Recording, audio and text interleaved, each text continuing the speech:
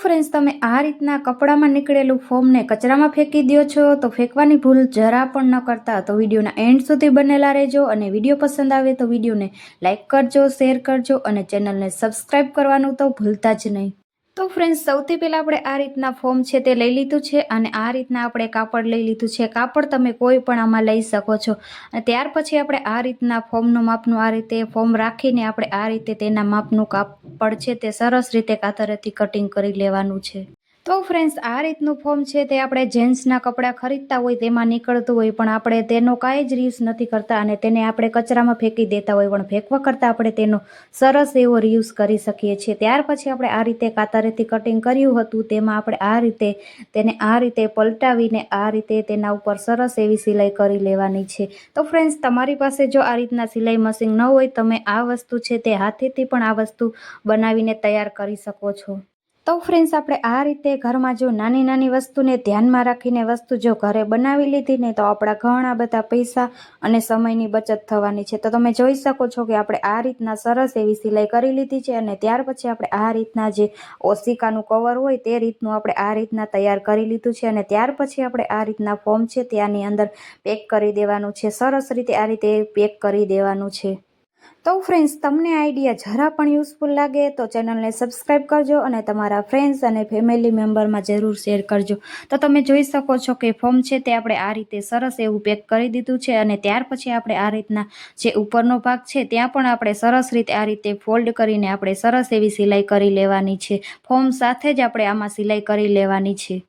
તો ફ્રેન્ડ્સ, આ રીતના વસ્તુ જો આપણે બહાર લેવા જઈએ તો ખૂબ જ મોંઘી મળતી હોય પણ આપણે આ રીતે વેસ્ટમાંથી બેસ્ટ વસ્તુ ઘરે જ બનાવીને તૈયાર કરી શકીએ છીએ. ત્યાર પછી આપણે આ રીતના આડી સિલાઈ પણ આમાં કરી લેવાની છે જેથી કરીને આ વસ્તુ છે તે ખૂબ જ સુંદર બની શકે. તો તમે જોઈ શકો છો આ રીતના આપણે વારાફરતી સરસ એવી આ રીતે આડી સિલાઈ કરી લેવાની છે. તો ફ્રેન્ડ્સ, તમારી પાસે જો આ રીતના ફોર્મ પડ્યું હોય તો તમે આ રીતના એકવાર આ વસ્તુ બનાવીને જરૂર ટ્રાય કરજો. ખૂબ જ સુંદર બનીને તૈયાર થશે અને લેડીઝોને તો ખૂબ જ કામમાં આવવાની છે. તો ફ્રેન્ડ્સ, આ રીતના આપણે આખા ફોર્મમાં આ રીતના આડી સિલાઈ કરી લેવાની છે અને આ વસ્તુ બનાવવા માટે આપણે ફક્ત 10થી 20 મિનિટનો જ સમય લાગે છે અને આ વસ્તુ છે તે આપણે ઘરે બિલકુલ ફ્રીમાં બનાવીને તૈયાર કરી શકો છો. તો તમે જોઈ શકો છો કે આપણે આ રીતના આડી સિલાઈ કરી લીધી છે. ત્યાર પછી આપણે આમાં ઊભી સિલાઈ પણ કરવાની છે. ત્યાર પછી આપણે આ રીતના ઊભી સિલાઈ પણ આમાં સંચાની મદદથી કરી લેવાની છે. આ રીતના જો આપણે સિલાઈ કરી લીધી ને તો આપણી વસ્તુ છે તે ખૂબ જ સુંદર બનીને તૈયાર થશે. તો ફ્રેન્ડ્સ, આપણે આ રીતના નાની નાની વસ્તુનું ઘણીવાર ધ્યાન નથી દેતા અને આ રીતના વસ્તુ હોય તેને આપણે કચરામાં ફેંકી દેતા હોય પણ આપણે આ રીતે વેસ્ટમાંથી બેસ્ટ વસ્તુ બનાવીને તૈયાર કરી શકીએ છીએ. તો તમે જોઈ શકો છો કે આપણે આ રીતના ઊભી સિલાઈ પણ કરીને તૈયાર થઈ ગયું છે અને કંઈક આ રીતના તૈયાર થયું છે. ત્યાર પછી આપણે આમાં ચેન લગાવવાની છે અને ચેન છે તે આપણે આ રીતના સાડીનું જે કવર હોય છે તેની ચેન લીધી છે. સાડીનું કવર ફાટી ગયું હતું અને ચેન છે તે સારી હતી તે માટે આપણે ચેનનો ઉપયોગ આમાં કરવાનો છે અને ત્યાર પછી આપણે આ રીતે ચેન છે તે આ રીતના આપણે અવળી રાખીને સરસ એવી આ રીતે સિલાઈ કરી લેવાની છે. ત્યાર પછી આપણે આ રીતના ઉપરના ભાગમાં પણ સરસ એવી ફિનિશિંગ સાથે સરસ એવી સિલાઈ કરી લેવાની છે અને બે બાજુ આપણે આ રીતના ચેન લગાવીને તૈયાર કરી લેવાનું છે. તો ફ્રેન્ડ્સ, તમને આઈડિયા કેવો લાગ્યો તે મને કોમેન્ટમાં જરૂર જણાવજો અને તમારી પાસે પણ જો આ રીતના ફોર્મ પડ્યું હોય તો તમે આ રીતના એકવાર આ વસ્તુ બનાવીને જરૂર ટ્રાય કરજો. ખૂબ જ સુંદર વસ્તુ બનીને તૈયાર થશે. ત્યાર પછી આપણે આમાં રનર લગાવી લેવાનું છે. સરસ રીતે આમાં રનર છે તે આપણે લગાવી લેવાનું છે. તો ફ્રેન્ડ્સ, તમે જોઈ શકો છો કે આપણે આ રીતના સરસ એવું રનર લગાવીને તૈયાર કરી લીધું છે અને ત્યાર પછી આપણે આમાં સાઈડમાં રાખવા માટે આપણે સરસ એવી દોરી બનાવવાની છે. દોરી છે તે આપણે આ જ કાપડની બનાવીને તૈયાર કરવાની છે અને આ રીતના આપણે સરસ એવું આ રીતે ફોલ્ડ કરીને સિલાઈ મશીનથી આપણે આ રીતના ઉપરના ભાગમાં સરસ એવી સિલાઈ કરી લેવાની છે. તો ફ્રેન્ડ્સ, તમે વિચારી રહ્યા હશો કે આપણે આ શું બનાવીને તૈયાર કરવાના છીએ. આપણે આ રીતના નક્કામાં પડેલા ફોર્મમાંથી આપણે સરસ એવું પર્સ બનાવીને તૈયાર કરવાના છીએ. જોતા લાગશે જ નહીં કે આપણે આ રીતના નક્કામાં પડેલા ફોર્મમાંથી વસ્તુ બનાવીને તૈયાર કર્યું હશે.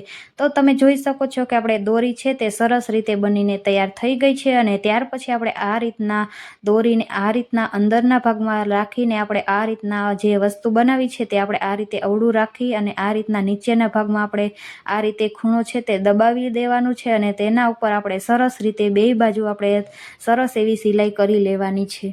તો ફ્રેન્ડ્સ, તમે જો આ રીતથી પર્સ ઘરે બનાવશો ને તો ખૂબ જ સુંદર લાગશે અને જોતા લાગશે જ નહીં કે આપણે આ રીતના નક્કામાં પડેલા ફોર્મમાંથી આપણે આ વસ્તુ બનાવીને તૈયાર કરી શકીએ છીએ. તો તમે જોઈ શકો છો કે આપણે આ રીતના સરસ એવી સિલાઈ છે તે આપણે આ રીતના અવળું રાખીને આપણે ફિનિશિંગ સાથે સરસ એવી સિલાઈ કરી લેવાની છે. અને ત્યાર પછી આપણે આ રીતના જે વધેલો ભાગ ચેનનો છે તે આપણે આ રીતે કાતરેથી કટિંગ કરી લેવાનું છે. બે બાજુ આપણે આ રીતના કાતરેથી કટિંગ કરી લેવાનું છે અને ત્યાર પછી આપણે આ રીતના જે અવળો ભાગ હતો તે આપણે આ રીતે સવડો કરી લેવાનો છે. અને તમે જોઈ શકો છો કે આપણું પર્સ છે તે બનીને તૈયાર થઈ ગયું છે.